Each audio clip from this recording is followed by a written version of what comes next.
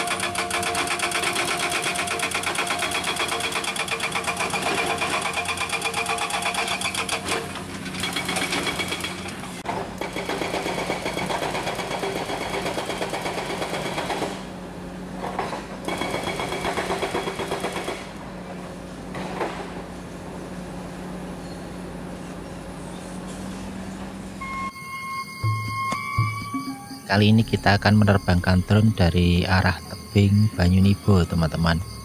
Dan hari ini untuk tebing Banyunibo sudah terkepras habis dan nanti tinggal menyesuaikan sedikit untuk merapikan dinding, kemudian mengeruk kembali untuk menyesuaikan bagian-bagian yang kurang sesuai dengan ketinggian atau kemiringannya. Nah, hari ini secara keseluruhan untuk bebatuan di tebing Banyunibo ini sudah tembus teman-teman.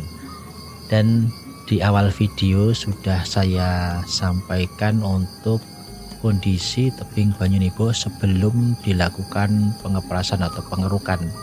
Dan kali ini sudah selesai dan menunggu untuk pemasangan drainase dan juga nanti dilakukan pengaspalan.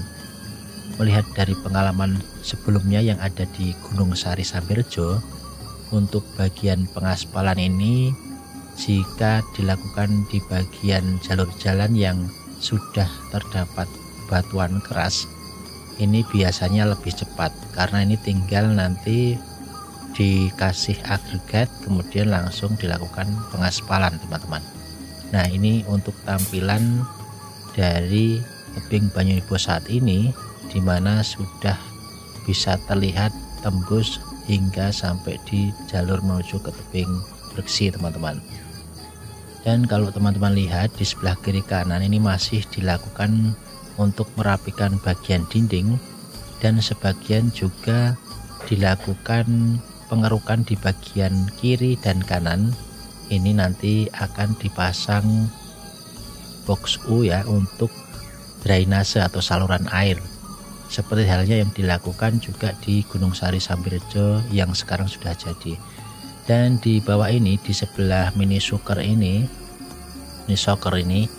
masih dilakukan pengerukan, perataan dan juga pemadatan, dan masih menunggu tanggul di sebelah kanan dan juga kiri untuk dilakukan penyelesaian. Dan di sebelah kiri kita ini sudah dilakukan pemasangan drainase di sebelah jalur menuju ke tebing Breksi.